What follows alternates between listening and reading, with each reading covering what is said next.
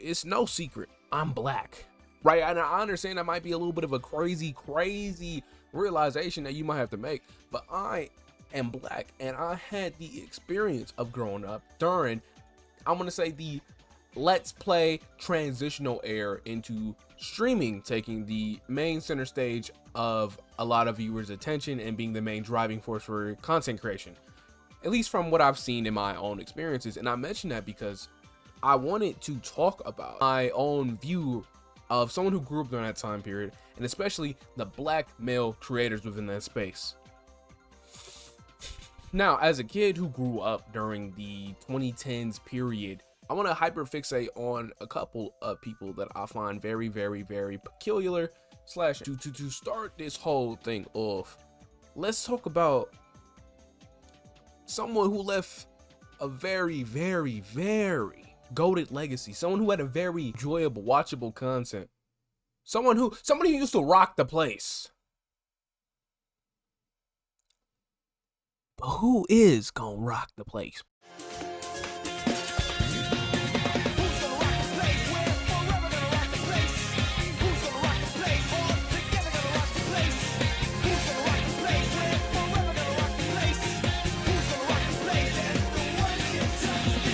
Yes, you probably heard of the man, especially from my own demographic, seeing how I mostly have most of my viewership from people from my videos about Sonic related topics. But if you've been in the space and in the community, you are more than likely aware of cobanermani 456. He was an icon, a legend of sorts, primarily known for his let's play gameplay throughout many different Sonic games and other games as a whole. He primarily focused on platformers and that kind of hardcore space, but still showing appeal and being very interested in the Nintendo, Sega, the PlayStation releases at the time. And I mentioned cobanermani 456 because he's black. Now, I hate to break it to you if you're watching this video was supposed to come out for Black History Month, but we're talking about black creators here. And as someone who grew up during that time period and someone who's in those interests, because for quite a while it was seen as undesirable to be interested in Sonic the Hedgehog, to be interested in more gaming and nerdy related topics. And when I mean that on a more general sphere. During that time period, yes, it was possible, but you had to go out and you had to thoroughly check and find communities in which you would be accepted for having those interests. Now, to me, I didn't really have as much as a hard time as other people, because thankfully my dad was like, yo, you gonna play sports whether you like it or not, and I had that background in sports, so it was a lot easier for me to have a supportive circle where we can talk about our common interests. We can talk about Spider-Man, we can talk about Yu-Gi-Oh, Bakugan, right? I remember being on the playground and having our Beyblades confiscated because we were messing around doing stuff like that. But when I mentioned that, and obviously not to return to the talking point, you know, the whole gender discourse, nobody liked me because I was a nerd. No, you were probably ugly and unsufferable to be around, but that's a topic for another day. When I mentioned this, the main thing I wanted to talk about is because watching cobanermani's content was very interesting for me, because during that time period, it was a lot harder to get your hands on to games.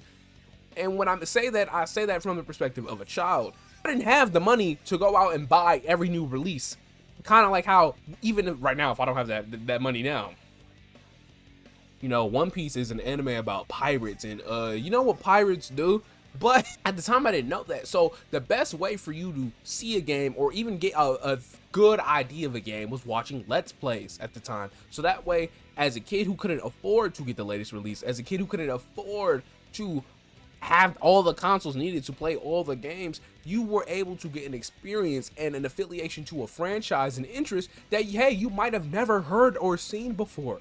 And I mentioned that in regards to cobanermani 456 is because for a good chunk of my time watching him, he did not have a webcam, but he was able to become known. He was able to become popular and familiarized throughout the community simply because of his voice and obviously his very iconic "Who's Gonna Rock the Place" intro. But I mentioned that as a ground zero because at some point, I want to say throughout the back half, post Sonic Mania release, we seen him starting to develop into more of his mental health battles with schizophrenia, among other things.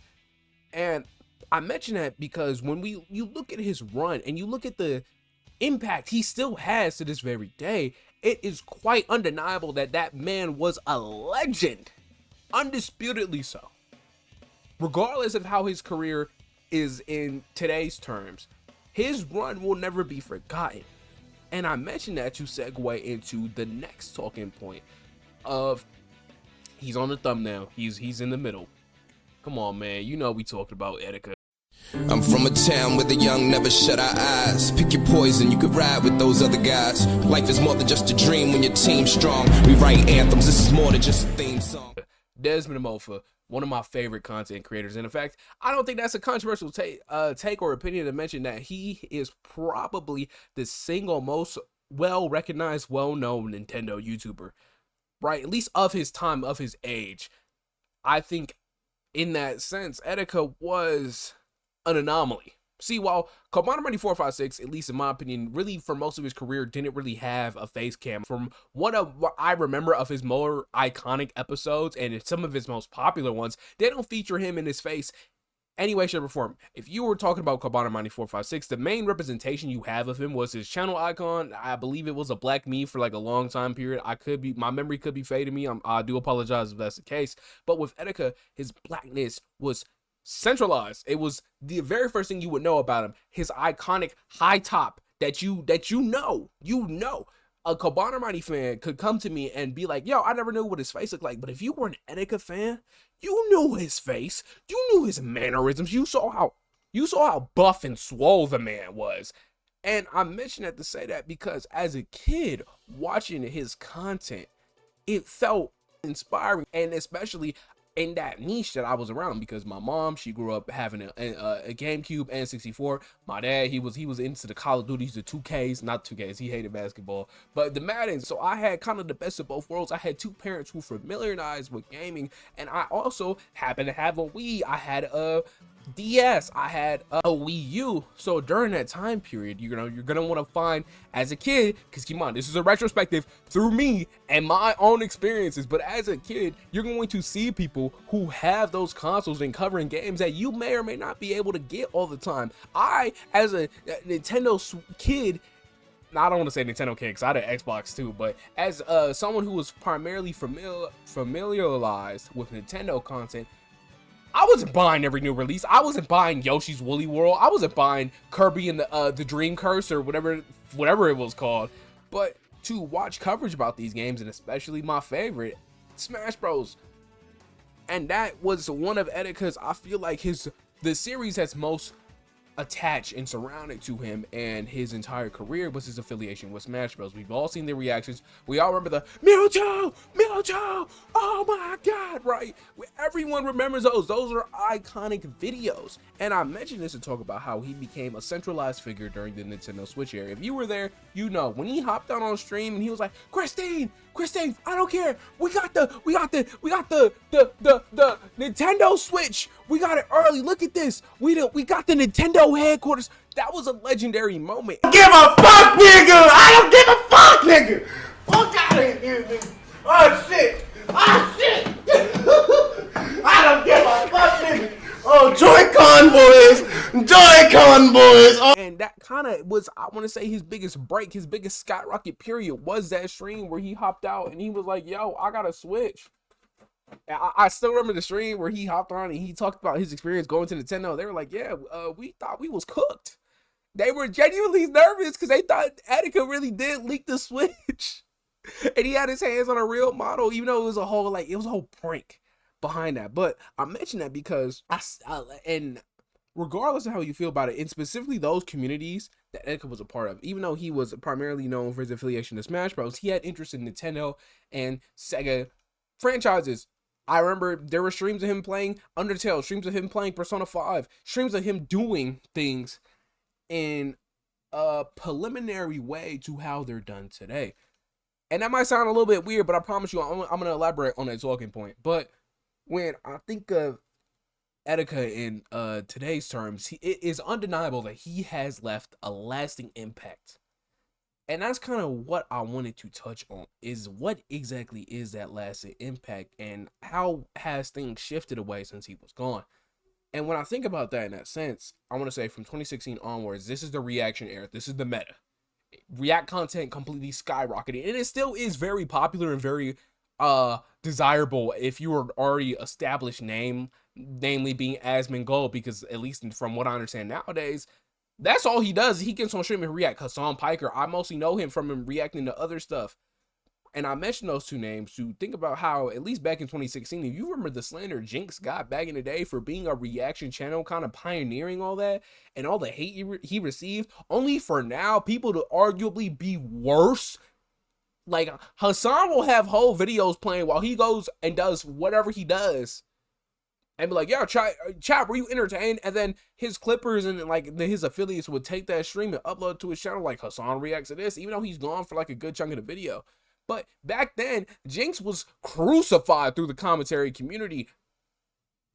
We can put the tinfoil hat on. We can say definitely some of that was a little bit of the R word. We'll say the DEI word, right? When I think about that, primarily a lot of the Etika clips and content I was consuming was his reactions and stuff. His reacting to the Rice Gum, what the fuck? The Rice Gum and iDubbbz content comp, the Fallout, the diss tracks, him reacting to the YouTube diss wars at the time. Oh my god, please never take us back.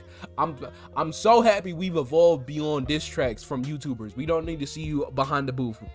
If the ukulele girl hopped out and dropped a apology rap instead of the ukulele song, I think I'd have to take myself out and eliminate myself. But during that era, during that meta, I vividly remember that when things in the gaming sphere would happen, you would want to see reactions from him. But whenever Etika was gone for a couple of reasons, whether it be through to his, he just didn't want to stream today, or he had some mental health issues that were taking advantage of him and prevented him from going on stream and reacting to the stuff you wanted to see from him. And I remember this because those moments of wanting to see people who look like me, yes, as a black person who had interest, because remember, this is before the Great Shift. If you know the Great Shift, you know, but the Great Shift essentially was a shift in which darker skinned individuals weren't seen as, like, I want to say like the bottom of the totem pole. He's alright, you know, but that light skinned boy over there, oh hell yeah. The Great Shift kind of, it was a very meta-defining patch, but along with that, when you have the 2018 era, when you have things like AOT and My Hero Academia, Michael B. Jordan being in Black Panther and him talking about how much he loved Vegeta from Dragon Ball Z, all those things and in that time period kind of helped propel anime to the mainstream of sorts. I remember because wanting to see those creators' reactions, especially with the anime I was interested in, brought me to people like Afrosenju. What's up, everybody? Afrosenju. This is something I want to do for a long time. I actually want to do this ever since I started my YouTube channel. These videos telling you guys about my life. Oh, that was cool. That little pet. That nigga ran off the cloak. Excuse me? What is it? Oh, come on. My nigga, excuse me. Who animated this shit? God? Brought me to people like Heavenly Controller. Listen, I have to, guys. It's my civic duty. I don't know how risky this is going to get, so search. Oh my god. I mentioned those two because it's very funny because they all shared similarities in some way, shape, or form. Afro has been very honest about his blow up being during the Storm 4 era, where he was playing that game every single day. Heavenly Controller was covering modifications to the game. He was covering Storm 4 mods and Xenoverse 2 mods, and those kind of remind me of how Etika was, and primarily during that Smash 3DS and Wii U period where he was hopping out and he was covering the modded content. If you remember the thick mod video, I remember the thick mod video. If someone dropped the thick mod for Ultimate in 2025, people would lose their damn minds. But I remember stuff like that, and that was the main thing. I remember he had me trying to mod my damn 3DS. Yeah, that did not work out so well. But Etika's influence, like, let's not get it twisted. He was, for all intents and purposes, an anomaly. Straight up, unironically, the Miguel O'Hell, you're an anomaly. You shouldn't exist. And I mean this in the sense that Etika was a black, primarily physically fit and attractive male. I remember seeing a Charlie Kirk clip the other day of him talking about, would you rather have a young minority kid be in a position to have Kendrick Lamar as an idol, or some loser ass Supreme Court justice that nobody gives a damn about. I never wanted to be like, yeah, as a kid, I might have been like, yeah, I want to be president of the United States, but who cares? President of the United, you think current sitting president Donald Trump is going to talk about the Kiryu Kazuma Fortnite collab? No. But would you rather have that black kid have a role model be Kendrick Lamar or Clarence Thomas? Kendrick, obviously. So not the black American on the United States Supreme Court. No, he's trying to ban interracial marriage. He's trying to like do all. Wow, no, he's in an interracial marriage. He literally like. He's married to a white woman. Yeah, I know the Roe v. Wade thing like goes against. He's trying to ban his own marriage. In that sense, for a lot of people, Etika was that person that they look up to, that they were inspired to, that was their role model as a kid. And I got proof of this. I had a flat top. From about the 3rd grade all the way up to my sophomore year in high school. I had a flat top. Okay? Like, that is the direct like influence that had on my life. I was rocking a flat top, and if you had a flat top, that was a death sentence in the black community, because it was like, why you have a flat top? You rocking with a 90s cut, brethren. It is 2016. Fresh Prince, Jimmy Butler, you literally the character Fresh from Subway Surfers. Those allegations did not mean nothing to me, because I was representing a content creator that I really mess with on an internal level. Because keep in mind, at the time, this is a pre-Great Shift and pre-anime becoming mainstream, but someone who looked like me, someone who shared some of my same vernacular traits, and someone who shared my same interests, watching all that is like a match made in heaven. I'm like, yeah, bro. Yeah, you felt included in a conversation, especially in those communities with those like-minded individuals. It was more than just Etika could say nigga.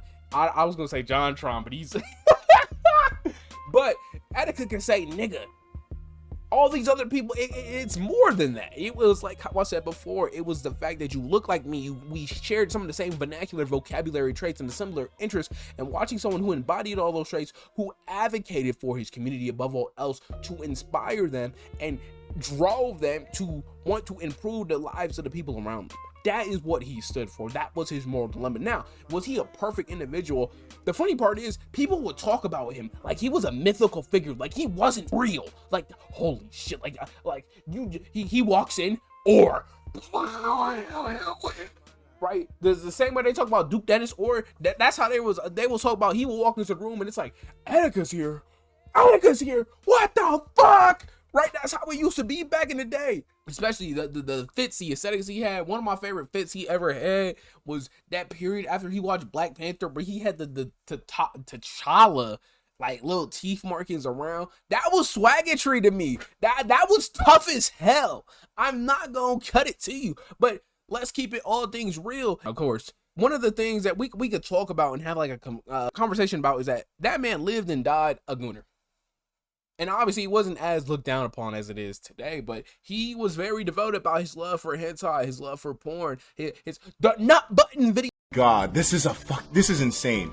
All right, so now, did he just nut?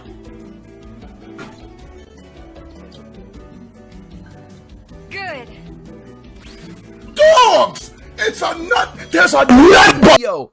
Right, things like that. And to me, though, it's very, very, very interesting to see that into comparison to what would be called the Etika successors.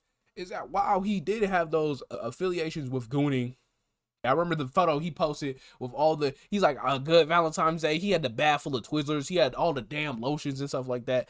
But that was the time. That was how it was in the community. Fapping and all that. Those ancient relic terms were very common, the 4chan humor becoming very apparent across all platforms, and it was emblematic of his time. Etika was very excited to have a Shad-based follow back. Controversial. I think it's funny as fuck. Hold on a second. Where's Shad, man?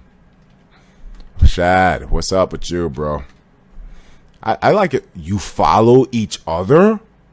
He follows me? And if you followed up with modern today conversations, people who attempted to paint this narrative that anyone who had any affiliation to Shad-base was a horrible and horrific person, when Etika was right there, he was happy. Now, was this I do believe this was post Shad-base wrong, the thing of Keemstar's daughter, which is absolutely obscene, but I could be wrong.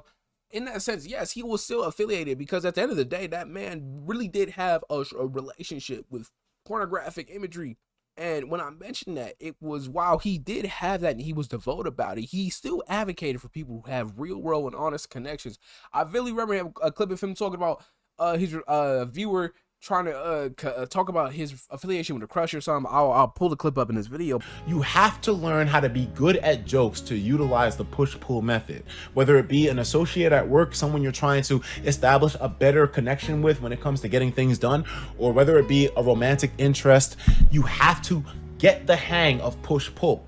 You have to understand whether the person you're interacting with likes a lot of push or a lot of pull. How many times has it been that we've interacted with someone and it seems like they cut ass on each other? They make huge jokes on each other just for the benefit of, you know, making fun. But that's not the way it works. Deep down, you may not see it, but there's actually pull involved in that. They let each other know in very subtle ways, you're a cool person. I'm interested in you. I like you. I like spending time around you. But they use push to emphasize that. It's a little bit weird. I don't know if all of you guys understand. I gotta use the bathroom. I gotta piss. I've been drinking a lot of alcohol. Give me a second. But I think about that is very important, especially when we talk about Heavenly Controller. Now, if you know Heavenly Controller, like I mentioned earlier in the video, primarily blew up with his anime reactions and things like that. And I mention this because, remember, in this general community, at least from my understanding of the anime and manga type space, especially, Etika was an anomaly. He wasn't the standard. His beliefs and all that wasn't the standard. That he was the exception. You know, the Todo, Isidori, as Jujutsu warriors, we are the exception. That's how Etika was, at least from my understanding as a viewer. I didn't know the man personally, unfortunately. But again, all this is coming from my opinion. And remember, this is my retrospective. But Heavenly Controller eventually, later down the line, during the reactions, found himself affiliated with a bunch of very, very conventionally attractive women.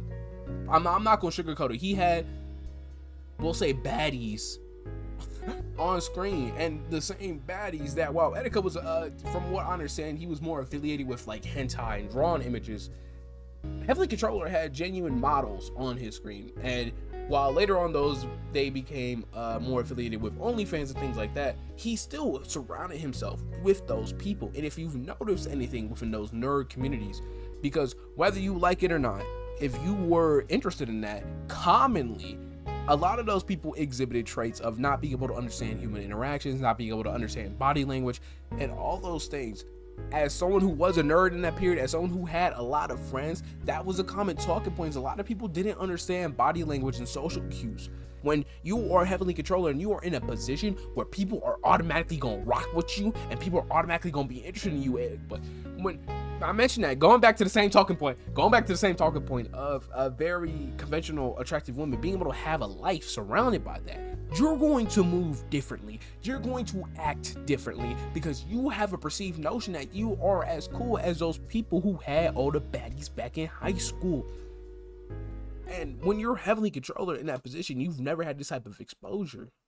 The worst in you is going to come out, and that's exactly what happened. And it's very ironic because when Etika eventually took his own life, Heavenly Controller posted a meme saying that somebody said that I'm the next Etika, and it's like, I don't know who said that, Brody, but that is very funny because as far as I know, because keep in mind, Etika's public perception still to this very day was people talked of him as he was a mythological figure, an anomaly, someone whose vibratry and aura took up the whole space. And knowing what Heavenly Controller said, to find himself years later in the position of being accused of very inappropriate conduct with women is very, very, very ironic in a way, because that is something that I do believe Etika never found himself in.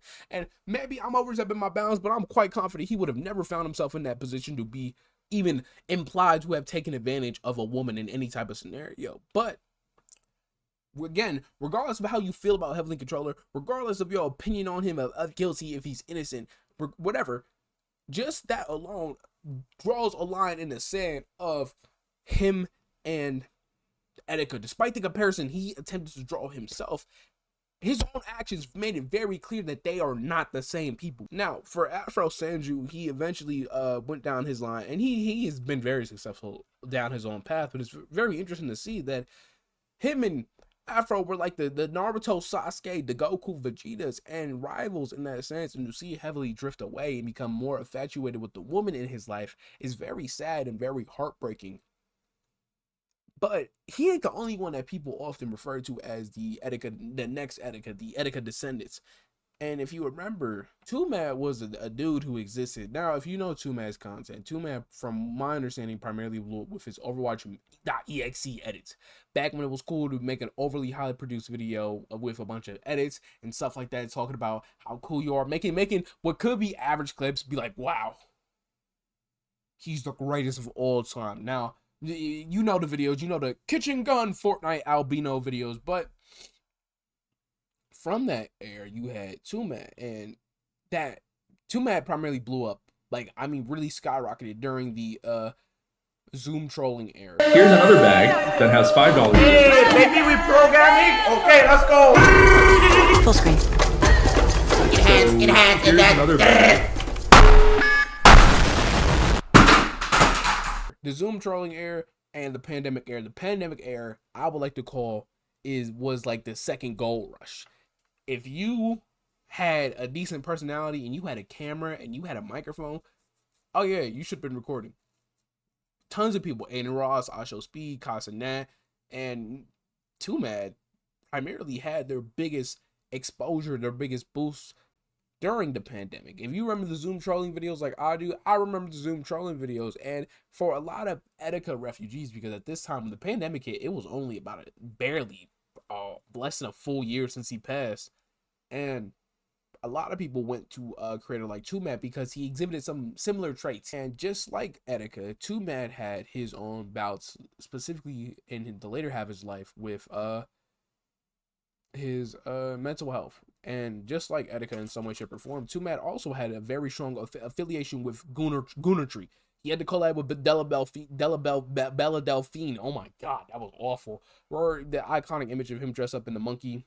Let's not talk about it. That era streamers had is that it was very honest. It felt like it was a personal connection. It was like you had that cool figure in the room who was talking on you. Was like, but I also was the same person who was like, hey bro, you ever seen a bad bitch before? And the type of person who puts you on Girls Gone Wild as a kid. Oh my god, bro. That, like, crazy shit like that.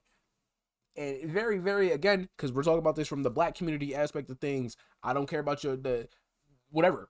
But when we have that air of talking about Etika and Twomad became very devoted in wanting to remember Etika and remember how his life was taken from him, and pointing the central finger at Keemstar. YouTube won't promote me. Mow my lawn. I find it funny that somebody directly points out that you're exploiting Etika for views and money, and your response is, it's the fans, dude. It's for the fans. For the fans.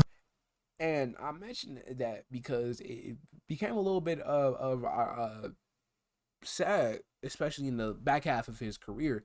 Now, a creator I mess with and I've watched for years, Kneecaps, made a video talking about Twitterisms and people talking about how much they love and they promote and protecting men. The internet is a place filled with posers, fakers, losers that say shit just to sound more morally correct. And it's funny that the majority of these frauds dwell on Twitter. It's mental health and being like, wait, but we got exceptions. We got to play favorites. And I've seen the same talking point in regard to the modern day Etika community. I've seen people talk about how Etika and Kanye should be treated with the same level of respect because they both have issues with mental health. And especially in regards to Twomad, a creator who had a lot of viewership from Etika refugees, and seeing how his career derailed. But I'm going to stop this notion. If there's anything I feel like it should be taken away from this video, allow me to double down on this point. And I do apologize if anything I say is about to come off as incredibly insensitive, but this is a topic I feel very passionate about.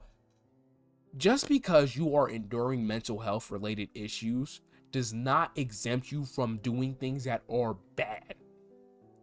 And when I say bad, I mean putting yourself and the other people around you in a dangerous and compromised position. During Etika's last half of his career, And by last half, we're gonna say last quarter of his career, where the outbursts were more common, his tweets were more sporadic and very confusing to differentiate between. I still remember on Instagram seeing him post the "So you call yourself a god" Vegito video, right? But if anything, during that time period, at the worst you can say from the stuff that was physically apparent is that there's nothing he did during that time period, at least in my opinion, that would tarnish his legacy. Nothing that he couldn't have grown from.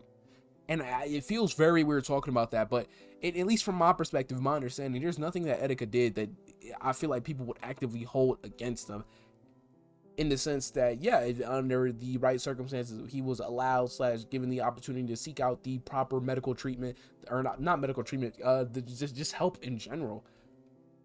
But nothing in that era. We can still talk about Etika's good moments without having to put a huge asterisk. Like, if you were to talk, like, personally, one of my favorite music videos and like silly things ever is Trapped in the Closet. But every time I show someone Trapped in the Closet, I have to preface this by saying R. Kelly's a horrible person.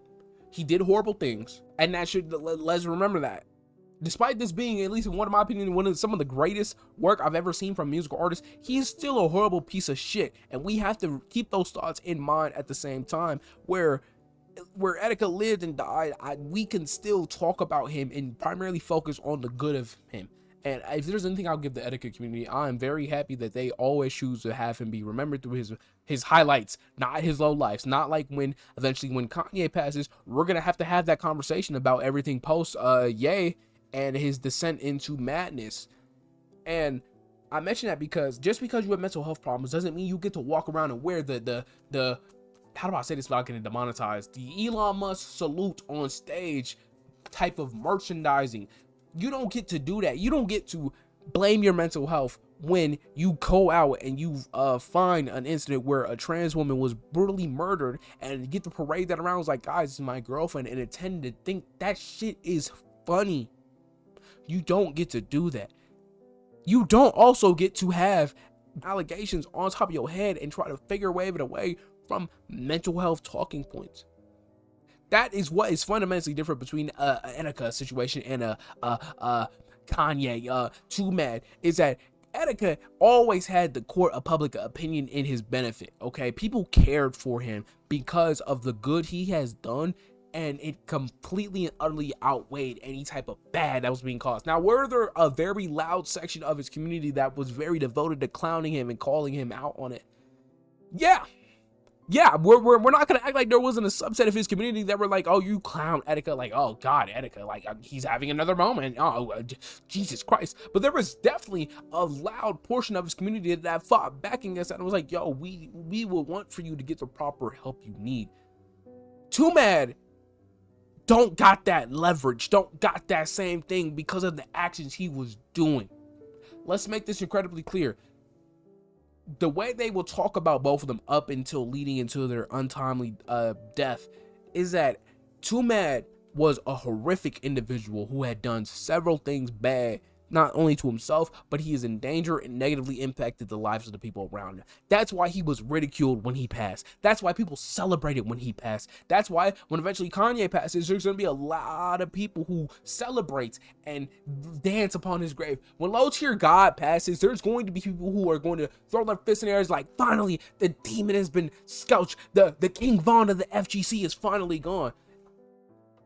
And that's because while all these people have done maybe to varying amounts a lot of good, it left a legacy of sorts, they're going to be remembered for their moments of infamy because of how bad they were. You still gonna have to deal with the consequences of it regardless. And while I didn't agree, and I still don't agree with the amount of people who like ooh, Twomad passed and like just blatantly disrespecting the dead, maybe that's just me, that's just a personal belief I have, but but it's no shock and it comes to no surprise why those two responses are different. Do people care about mental health in general? Maybe. Do people care about black men's mental health? Absolutely not. At least on the grand scale of things. And I mentioned that to talk about this point of comparison within the modern age. I see whatever creators like Speed have their moments and stuff like that. People commonly refer to this point of, hey, let's not turn this into the next Etika. And to that I say, when you say that, are you mentioning the next Etika in the sense of he should only be remembered because he took his life? Like, I feel like maybe it could be an aspect of survivor's guilt that a lot of people in his community felt when he passed, but truthfully and wholeheartedly, maybe this might be a callous remark and take from me, but I don't think there is in the timeline that we existed in where it would have been, someone would have been able to get through to him.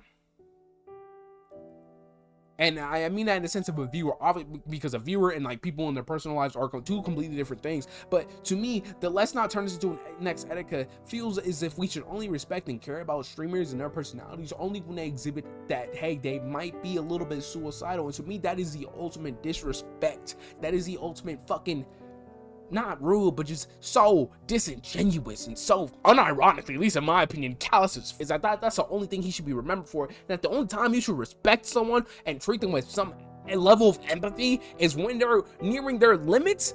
Does it, like, maybe this is just me venting, but does that not sound insane to you? Is that we should only respect these people and treat them as if they're people when they have tears in their eyes on stream and they're contemplating taking their life? When Ishowspeed had, I believe it was an image of his meat leak or like some relation to that when he was crying about it on stream and going through the emotions, it's like, should we only show him empathy and give him a sense of respect only because I just broke my Apple Pencil? No way. But it's like, should we only show him respect because he's exhibiting traits similar to Etika? Is that really the conversation we should be having? Because to me, that comes across as the ultimate disrespect.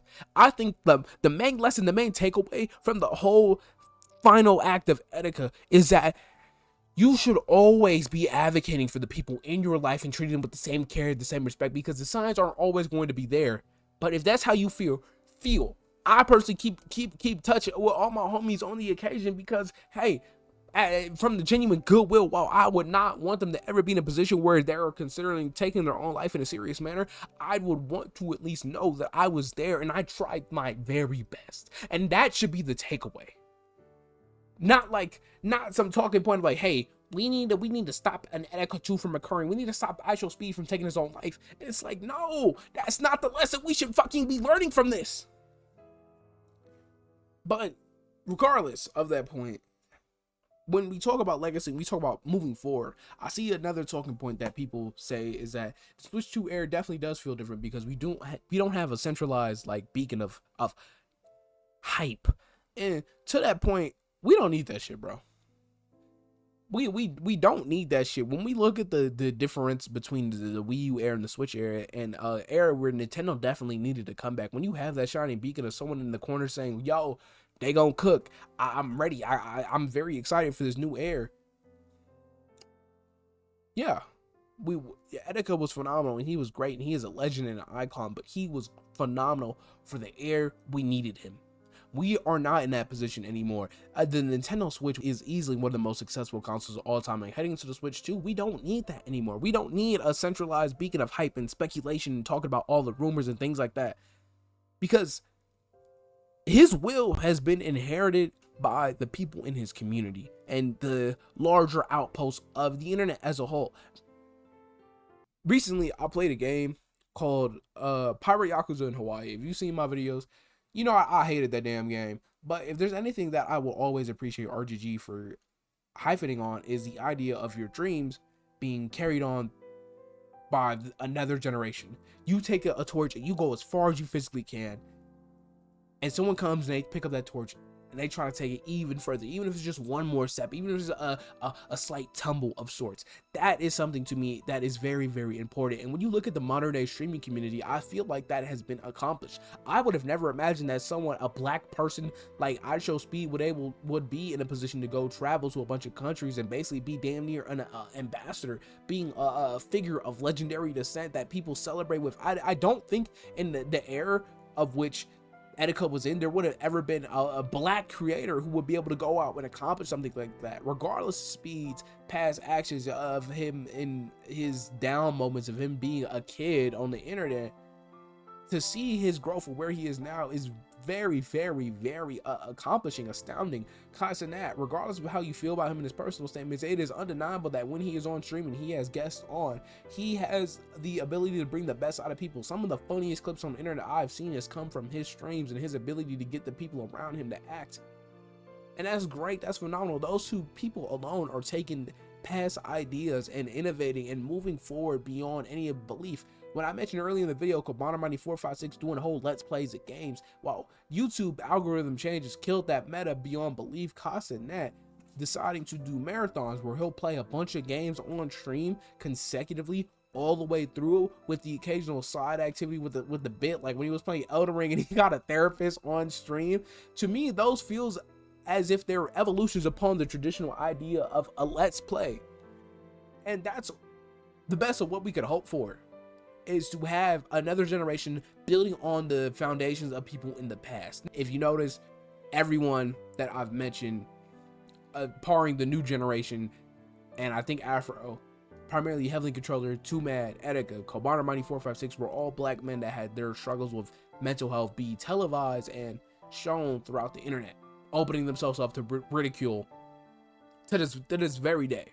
And I don't know what kind of takeaway I'd want to have from this video.